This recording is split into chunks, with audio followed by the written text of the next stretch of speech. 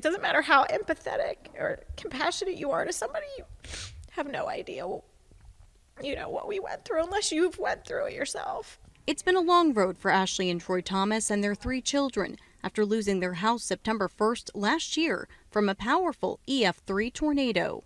Just days before the 1-year anniversary, they stand inside their new home talking with builders, discussing special details of the design. The new house sits on the same lot as the previous home. It'll be really nice to get back here and resume living in our neighborhood. For Ashley and Troy, the 1-year mark weighs on their mind. We're having like a little block party, but some people don't want to be here that day. And I said, there's no one more I'd rather be with. They all know what happened. The tornado in Mullica Hill was one of 35 that developed from Hurricane Ida and the subsequent tropical rainstorm, stretching from Louisiana all the way into the Northeast.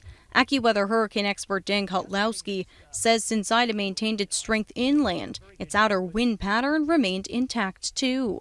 Ashley and Troy say this home will be prepared for severe weather they may face in the future. They have a big basement, walk-up steps to the backyard, and they've got an in-house generator too. Ashley says she is more weather aware than she's ever been in her life, and her family always has a plan. There's people who chase storms. They're called storm chasers. We are the exact opposite of that. The Thomas's home is one of 39 that needed a complete rebuild after the tornado. Mullica Hill Mayor Lou Manzo tells me that this home is one of the farthest along. Supply chain issues hampered the recovery for many of the survivors. They were stuck with not even be able to put windows in. Looking back, Mayor Manzo says he's proud of his residents uniting together. The resiliency of the community as a whole. Just overwhelming from the community, from strangers, from, everywhere. I would get cards in the mail from people in Florida. Ashley and Troy are hoping to move into their dream home by October, in time to celebrate family birthdays and the holidays together,